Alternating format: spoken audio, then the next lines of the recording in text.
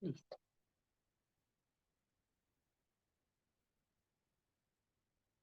Perfecto. Regresar a la reunión. Reanudar función. Muy bien. Entonces, a lo mejor voy a mover tantito esto para que no les estorbe y no les aparezca una cosa negra. Eh, Mucho de lo que vamos a ver hoy, como les decía, está en el aula virtual y la idea es que usemos el aula también como repositorio de sus actividades y como evidencia también de que las están realizando. Y finalmente, para que yo también tenga pues todo el material para justificar su participación, ¿no? En el taller. Entonces, aquí para variar un poquito, hice la presentación como un libro en el aula. Y lo que vamos a ver un poquito es la estadística ya desde el punto de vista de tipo de pruebas que se pueden utilizar. Entonces, como habíamos visto anteriormente, hay un diagrama que nos ayuda mucho para establecer cuál prueba va a ser la más adecuada y va a ser en función al estudio. Me voy a adelantar tantito, porque aquí tenemos un cuadrito, todos los libros de estadística, cualquiera que agarren. Este artículo está padre porque es muy claro, pero cualquier libro de estadística que tomen, en la primera página, la segunda página, viene una tablita de qué prueba uso según el tipo de estudio que estoy realizando. Nada más les enseño esto, ahorita lo vamos a retomar, pero es para que sepan que en cualquier libro va a aparecer, hay muchas tablas y es de lo más común. Y va de la mano finalmente con la estadística. Entonces, yo voy a tener que yo tengo dos tipos de estudio o dos tipos de estadísticas y en grandes grupos. Una que es descriptiva, que únicamente va a describir la característica de la muestra, tiene como fin nada más darme una visión general de lo que estoy evaluando. Y van a ver que a la par de los artículos que vienen en el libro, aquí vienen, van a hacer clic, pueden ampliar lo que quieran sobre el artículo que viene aquí, así como el link a las referencias. Y mucho de la estadística descriptiva siempre va a aparecer en cualquier tipo de artículo, porque nos está describiendo la muestra. Incluso en las descripciones narrativas también viene estadística descriptiva. Y generalmente lo vamos a ver así. El número de participantes, vean que siempre vamos a manejar regularmente la N y los porcentajes, ese es un favor que nos hacen para que lo hagamos más sencillo. Y luego generalmente van a tener frecuencias, desviación estándar, muy importante que a veces eso incluye también descripciones de los grupos controles y de la intervención. Y la mayor parte van a ver que viene señalado entre paréntesis qué variable y cómo la están midiendo. A veces aquí viene incluso el que están dando, por ejemplo, aquí viene el promedio, aquí viene el número de los participantes. Una tabla siempre debe de tener estos datos, el grupo de intervención, el grupo de control. Y aquí, por ejemplo, incluso tenemos cuántas mujeres, cuántos hombres y algún tipo de clasificación, ¿no? Y pueden ver que estamos viendo entre paréntesis porcentajes. Los porcentajes realmente, así como mucha información que nos den, pues no. Lo que nos sirve es para saber qué tan frecuente es una variable con respecto a otra. ¿Por qué es importante? Ahorita lo vamos a ver, pero es por la tabla de 2 por 2. Cuando yo hago un análisis descriptivo, lo que estoy comparando es si una muestra al principio es diferente o similar a otra.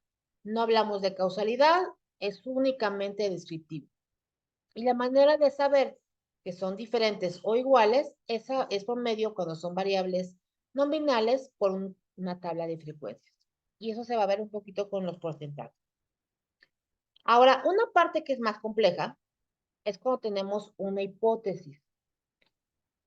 Les puse esta tablita que es la clásica que viene en cualquier libro y vamos a ver que tenemos que depende del objetivo del estudio, es como hacemos el diseño de la investigación. Si mi diseño de investigación tiene como fin únicamente describir y solo tengo un grupo, es estadística descriptiva lo que voy a usar. Pero si resulta que mi diseño de investigación tiene 2 o más grupos y aquí puedo tener estudios comparativos, agrego descriptiva siempre, pero agrego inferencial. Ahora, esos dos grupos, ¿cómo los estoy midiendo? Los mido por características ordinales o nominales. Ya habíamos visto que las ordinales son las variables que tienen una jerarquía, no son números en la forma estricta, tienen una jerarquía y las nominales son meras descripciones. Cuantitativas, que pueden ser discontinuas, es decir, no tienen fracciones, y las cuantitativas continuas tienen fracciones.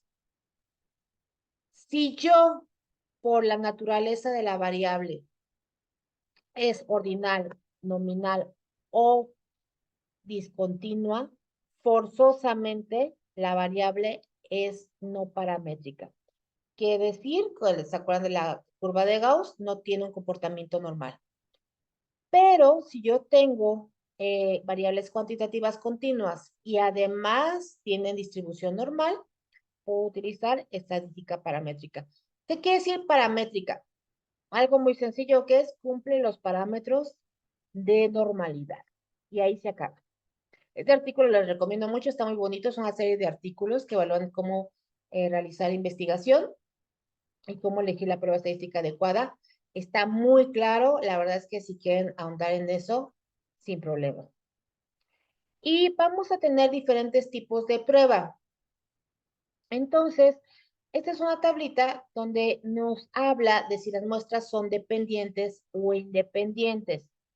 Dependientes no se refiere a causa y efecto, se refiere a que es el mismo sujeto y que se evalúa varias veces. Si son independientes, quiere decir que no es el mismo sujeto o muestra. Y por ejemplo, aquí sería el grupo A contra el grupo B. En muestras relacionadas es el grupo A medido antes y después de la intervención. Y pueden ver que aquí dice cuál prueba recomiendan. Vean que aquí incluso ponen distribución normal. Entonces, por ejemplo, si yo quiero comparar dos promedios, por ejemplo, el promedio de hemoglobina glicada en pacientes con diabetes que tienen tratamiento con liraglutida contra metformina. La distribución ya vi que es normal, de Student, para muestras no relacionadas.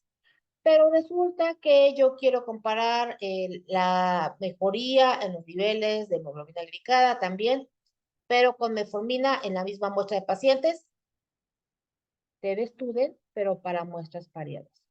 ¿Hasta aquí queda claro todo o hay alguna duda de alguna cosa?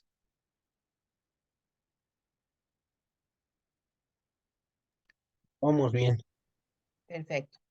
Entonces, cuando yo tengo cuantitativas discontinuas o sin distribución normal, voy a tener estas dos pruebas. Wilcoxon, la verdad es que ¿cómo decirles? Lo único que evalúan es, son iguales o diferentes, por cómo se hace el análisis estadístico. La verdad que Wilcoxon es una prueba muy laxa. La mayor parte de las cosas pueden salir significativas y no tiene mucho que ver con la plausibilidad biológica, luego vamos a ver eso. Y U de McWinney es un poquito más estricta, entonces yo prefiero la U para evaluar muestras independientes o relacionadas finalmente, porque son un poquito más estrictas, aún así, siempre recordemos que son variables con distribución no normal. Generalmente en grupos pequeños menores a 30, siempre va a ser distribución no normal. Arriba de 30, generalmente es una distribución normal. Si queremos comparar más de dos grupos, o sea, tres, la ANOVA, que es el análisis de varianza, se puede utilizar. En realidad, la prueba de TED Student usa la misma estadística que la ANOVA, en realidad, nada más que agrega el análisis de varianza entre dos o más muestras. Y pueden ver que la variante de ANOVA para pruebas no normales es Friedman y Cruz-Carwallis, para muestras relacionadas y para muestras independientes. Comparar dos grupos. Estas para variables ordinales o nominales. Muestras independientes chi cuadrada. Aquí hacemos únicamente frecuencias con la tabla 2×2. Y muestras relacionados McNimer. Y también si tenemos muestras nominales ordinales, vean cómo se repite chi cuadrada. Yo puedo analizar chi cuadrada con una n cantidad de grupos, pero lo único que me va a decir es que son diferentes o iguales, pero no dice en qué grupo, es muy importante. ¿Cómo sé qué grupo? Veo el polígono de frecuencias, literal. Mira, esta es más diferente que esta, yo creo que es eso. Pero nunca te dicen en qué grupo es. ANOVA tampoco te va a decir en qué grupo está la diferencia porque tienes más de 3 grupos. Tú puedes tener 3 muestras y no te dice, solamente dice, son diferentes. Oye, ¿pero en cuál? Ah, no sé. Bueno, el no sé, para saber en qué grupo es diferente, hay que hacer una corrección, que hay varios tipos de correcciones. Una de las más comunes es de Bonferroni. ¿Qué quiere decir? Dime en qué grupo exactamente está la diferencia contra qué grupo.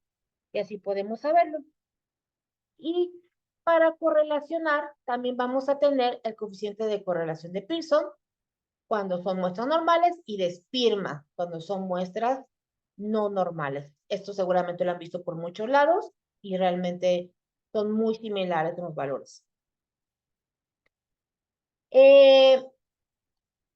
Generalmente, cuando hacemos, este es un ejemplo de un estudio donde hacen una intervención para ver qué tanto tienen cambios en la temperatura de la piel después del sismo, agarraron a los estudiantes y les evaluaron la temperatura nasal, les dieron una como estrategia para tranquilizarse y luego los estresaban y luego volvieron a relajar. Y lo que evaluaban finalmente, esos los cambios en la temperatura. Para ellos ver qué análisis hacían con esta prueba, primero veían si la prueba, los resultados eran normales. Una prueba para ver que los resultados son normales, simplemente la distribución, es la prueba de Kolmogorov-Smirnov, que realmente lo único que hace es comparar la distribución de la muestra con una distribución normal. Y si es significativa, dices, no, pues si es no significativa, dices, sí, si es normal, entonces puedo utilizar una prueba de Student para muestras relacionadas. Y también hicieron una comparación entre intragrupos.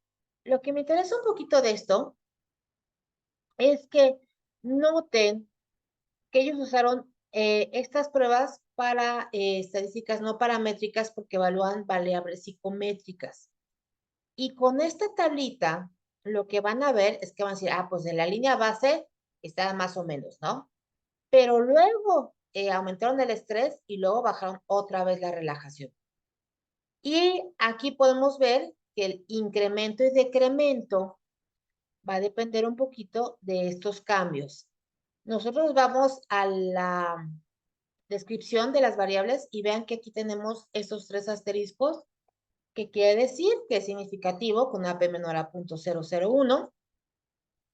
Un asterisco es 0.05 y simplemente sin leer el artículo sabemos que hubo una intervención. Estos son los intervalos de confianza. Este es el promedio de la muestra. Esta es la temperatura nasal. Vean que yo tengo una temperatura nasal al inicio, después bajó con el estrés y luego volvió, pero no al nivel anterior. Y vean la diferencia con la relajación. Baja la temperatura y no vuelve a subir. Y dicen, entonces sí funcionó que lo relajáramos para que la taquicardia y la adrenalina no hiciera que aumentara otra vez la temperatura con el paradigma de estrés. Sin yo leer el artículo, digo, pareciera que si lo relajo, sí logro que a pesar de que tengan un evento estresante, se mantengan con cambios corporales normales. Y así yo sé, finalmente con esta gráfica, la conclusión del estudio. Parece ser que si relajo a los estudiantes, sí van a modificar su respuesta a la temperatura y entonces puede ser que tengan menos descarga de adrenalina. Vean que si yo supiera de este tema, pues finalmente digo, pues parece que es importante, ¿no? Y vean los autorreportes. Tenemos aquí promedios, desviación estándar, promedios, desviación estándar, comparan el grupo con incremento térmico, con decremento. Vean la U de McWhinney, cómo están haciendo. El estadístico de la U aparece así como unos numeritos. Esto no tiene ninguna significancia en el sentido de que es el doble de esto, no, simplemente es el cálculo. Y lo que nos fijaríamos es en la P. Y pueden ver que solo hay una P que tiene asterisco, que es relajación. Las demás variables no se modificaron. Dices, pues nada más lo único que hace es relajar. Y lo que hacen después es correlacionar las medidas de autorreporte, en lo que ellos refirieron, y entonces van a ver que en las correlaciones siempre se hace una contra otra. Y obviamente si yo comparo una contra otra, contra la misma, me va a dar 1. Importante, la correlación del valor máximo es 1, el valor contrario -1, quiere decir que es el inverso, digamos, que mientras una baja perfectamente, la otra sube perfectamente. Y en correlación, no importa tanto la significancia, sino los valores. Punto 2, punto 5, punto 7 son correlaciones muy altas. Una correlación de 1 es perfecta.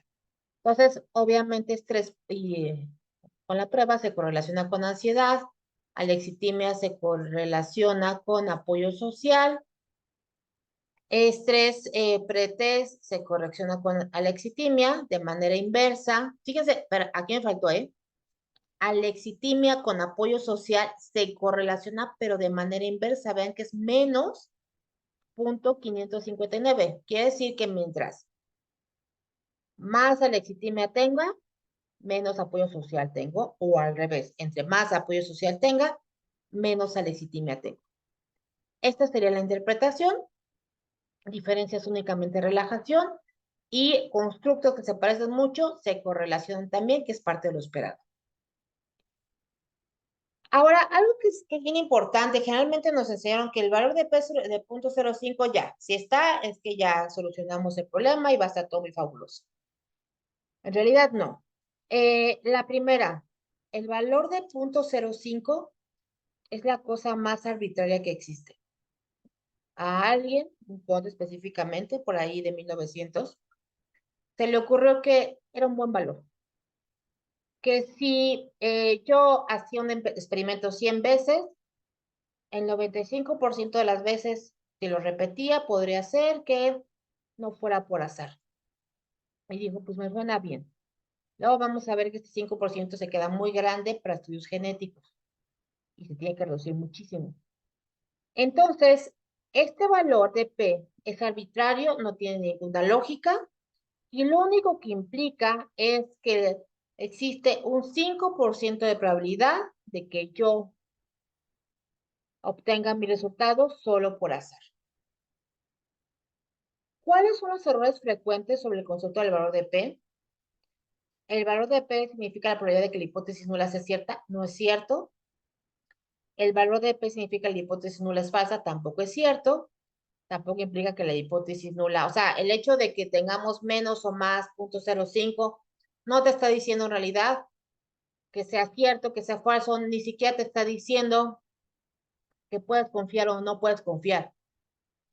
O que si tienes 0.00001 es que el estudio es maravilloso. No, en realidad lo único que te habla es de probabilidad. Y algo muy importante, el valor de P no implica nunca ni causalidad ni que es clínicamente importante. Esto es muy importante en el sentido de que ahorita vamos a ver que yo puedo, la verdad, forzar a que cualquier muestra, según la significativa, si tenga un tamaño de estudio lo suficientemente grande. Este artículo está muy bonito también, aquí les pongo el link, sobre cuál es el valor de P y para realmente qué significa, ¿no? Entonces vamos a tener varias limitaciones del valor de P. Y entonces dijeron, bueno, si el valor de P queda corto, ¿qué usamos? Y entonces lo que vieron es que eran más fiables los intervalos de confianza, porque toma en cuenta el valor que obtenemos durante el experimento. Eso quiere decir que si repetimos el experimento 95 veces, vamos a tener 100 veces, perdón, 95 veces vamos a tener resultados dentro del intervalo de confianza. El intervalo de confianza es como si vibrara los resultados y finalmente se van a mover en esa amplitud. El intervalo de confianza, entre más grande sea, menos de confianza es. Entre más cortito, es, por así llamarlo, mejor. Y generalmente lo vamos a ver en las tablas así. Tratamiento A, frecuencia, porcentaje, riesgo relativo, y un valor que dice intervalo de confianza del 95%, y va a haber un valor que sea 0.08 a aquí 11.9. Y va a tener una P alrededor. Ahora, el intervalo de confianza depende si incluye, si estamos comparando diferencias de medias, es decir, edades, números, que sacamos promedios y comparamos estas dos, el valor de no significancia es que pase por el cero. Si mi intervalo de confianza pasa por el cero, ya no le creo. Para riesgos relativos y o radio, el valor que nos establece la certeza es 1. Entonces, si yo tengo, por ejemplo, aquí riesgos relativos, este va de 0.08 a 11. Y obviamente va a pasar por el 1 y por eso es no significativo. Pero vamos a ver que además tenemos otra variable muy importante que es la significancia clínica. Y esto ha sido últimamente como el boom de que ya no nos importa la P la verdad es que va a quedar en el olvido. Y lo que nos importa es el tamaño del efecto que tiene algo para condicionar otra cosa, qué tanto eso se atribuye y qué tanto modifica la calidad de vida, lo que estamos evaluando, la variable clínica, la intervención que hacemos. Entonces, la significancia clínica es muy importante, va a depender de qué estamos midiendo. Por ejemplo, ya hay estándares sobre cuál es el punto de corte para un montón de pruebas y decimos, hay mejoría en base a esto. Y luego, si no sabemos o no tenemos un punto de corte, podemos sacar una medida de resultado y agregar un criterio externo que puede ser la percepción del paciente, que puede ser muy parecido a lo que usamos en informática como utilidad. Si a mi paciente no le es útil, no tiene ningún sentido que yo trabaje con esa variable, ¿no? O sea, como para qué te voy a mejorar algo que a ti no te parece útil. Y la otra manera de obtener la significancia clínica, la diferencia mínima clínicamente importante, es por medio de distribución y estadística. Hay una página que les puse aquí que es también muy bonito, que es sobre un grupo de estudiantes para la evidencia de Cochrane, que establece la diferencia también en la diferencia mínima clínicamente importante. ¿Cuál es la importancia de esto? Esto les va a sonar muy cercano. La significancia clínica cuando lo juntas con intervalos de confianza. Entonces aquí tenemos diferentes umbrales, por así llamarlo, diferentes actividades de diferentes tratamientos. Vamos a tener, por ejemplo, intervalos de confianza que rozan el valor nulo. Y ya dices, aquí está tocando este valor, dices, no, pues esto no me va a servir. Y además no alcanzan el umbral clínico, tanto ni de mejoría como de empeorar, ¿no? O sea, ni te va a ir peor ni te va a ir mejor. Y dices, pues me sirve esto, pues no, porque no sé si puedo confiar en la que si sirve o no sirve tu intervención. Y además no tocas el umbral clínico ni para aquí ni para allá. Esto es no concluyente.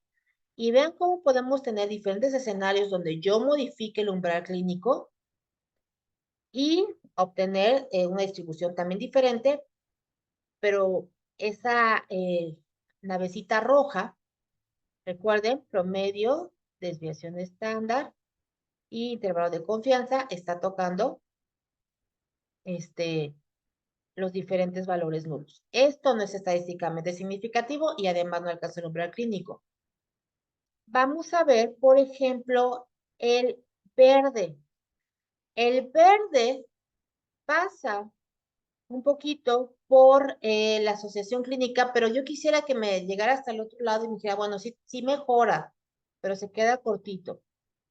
Y vamos a tener que que es azul, por ejemplo, claramente va a tocar como una respuesta contundente de yo tengo, salgo del umbral clínico, me ayuda y además no estoy tocando para nada el valor nulo. Este bracito de aquí verde me está causando duda porque está tocando el umbral clínico.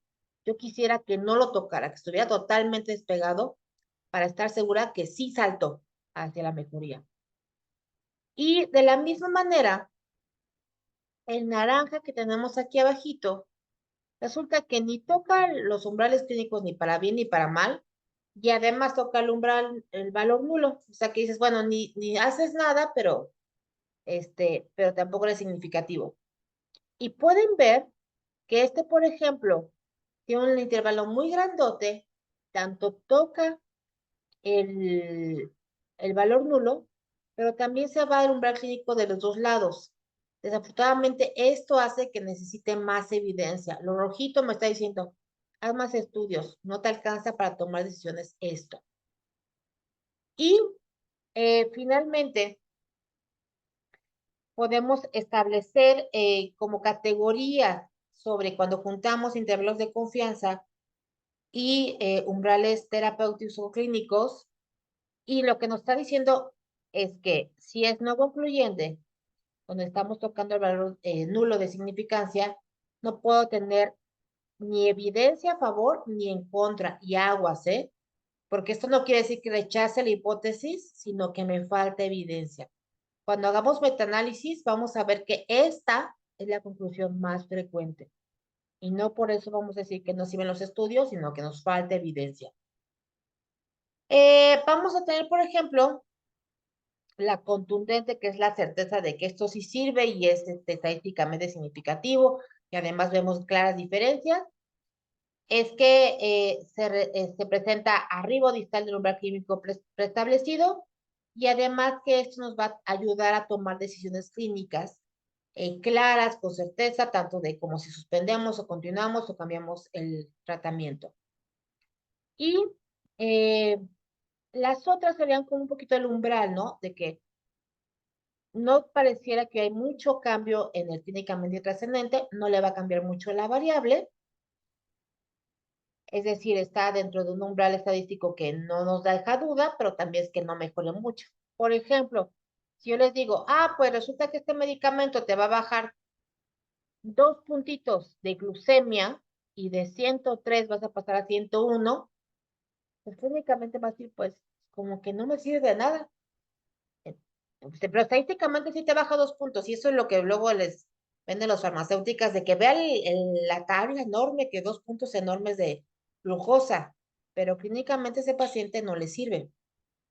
Y la otra es que finalmente puede hacer cambios en el umbral clínico, pero estadísticamente tiene un poquito de duda, aún de certidumbre. Lo que requiere es finalmente más estudios. La interpretación entonces de los estudios clínicos siempre tiene que ser en base a 3 criterios. Primero, el intervalo de confianza yo creo que es el valor más usado y que va a ser usado más frecuentemente.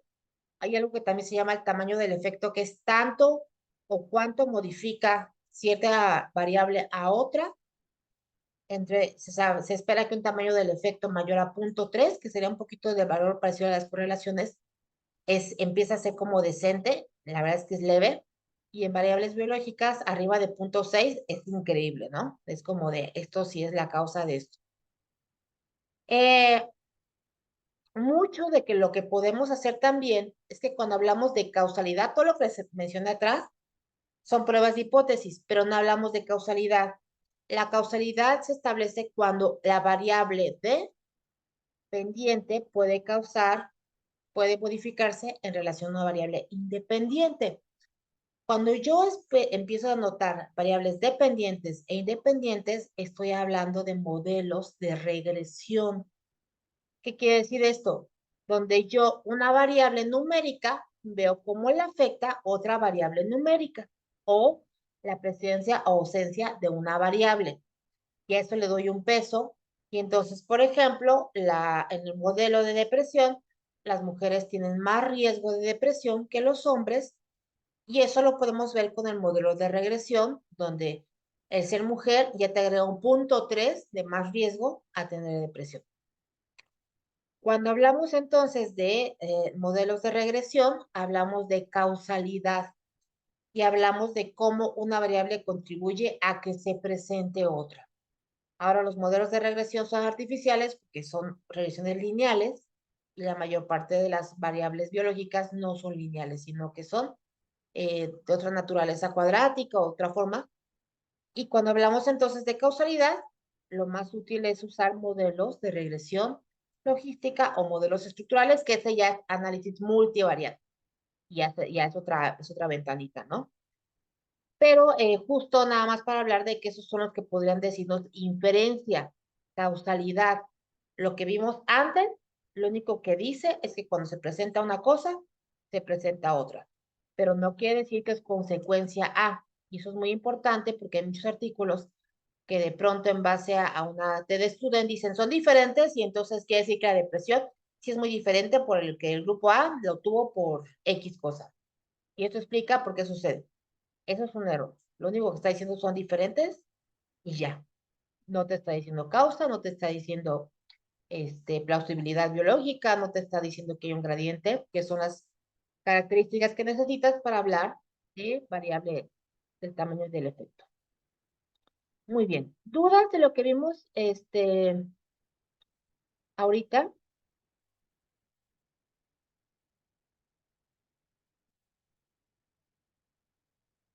Si no tienen No, dudas, vamos bien. perdón, doctor Blanco, lo interrumpí. No, vamos bien, solamente que sí sería como rechecar el artículo, porque es bastante información, y es yo creo que esa es la parte, ¿no? Donde hay que estar revisando y reestudiando. Y sí, sí, aquí es así como rapidísimo, porque para que quede muy claro, todos los artículos vienen aquí señalados, ¿eh? Ustedes pueden abrirle y se va a abrir sus artículos y todo esto. Bien bonito. Este es el artículo del estudio, por ejemplo. Pero luego la parte de los artículos de metodología de la investigación también están. Entonces, les comentaba un poco, aquí, aquí está la fuente, no lo subí, pero pueden buscar en la fuente, está bonito. Y, ¿por qué es importante? Porque van a ser para repasar un pequeño ejercicio de preguntas. Miren, aquí está el otro artículo. Entonces, ahí está subido. Está muy bonito, la verdad es que me gusta porque todo se replantea lo que es la P. Bueno, en el aula virtual está un pequeño ejercicio que es un repasito. Está para que lo hagan las veces que ustedes quieran. Y aquí no les voy a poner, pero aquí viene la pregunta. Es una preguntita sobre cuáles son los diferentes estudios, cuáles pruebas es adecuada. Lo pueden hacer múltiples veces sin problema. No se trata tanto de que saquen 10, sino que es un repaso de lectura como tal y de que usted les ayude para como afianzar estos conocimientos, ¿no? De todas maneras, la idea no es que se vuelvan expertos en estadística, no, lo único es que tengan como claridad con esto para que puedan criticar mejor los artículos que estén revisando y digas, ah, no, este artículo no me gusta porque está haciendo cosas que no debería, como usar TED-Student para una variable que habla sobre escala psicométrica de ansiedad o depresión. Y dices, oye, pero si la escala psicométrica no es un número, es una variable ordinal, ¿por qué lo estás usando? Ahí es donde podríamos, por ejemplo, cuestionar. O me dices que con chi cuadrada ya sacaste que la causa de la depresión es ser mujer. ¿Por qué? Porque las mujeres tienen más depresión. Ay, también, ¿no? Esa conclusión Acaba de convencer porque yo sé que chi cuadrada lo único que hace es comparar frecuencias y no me habla de causas. Muy bien. Entonces, la idea es un poquito que vayan leyendo con calmita. Lo que les presenté ahorita viene ahí en el aula, vienen los artículos también. Y cualquier cosita que tengan de duda, pues me pueden mandar mensaje por el aula virtual. Y de todas maneras, esta clase se va a quedar grabada para que si la quieren repasar, la puedan repasar. ¿Sale?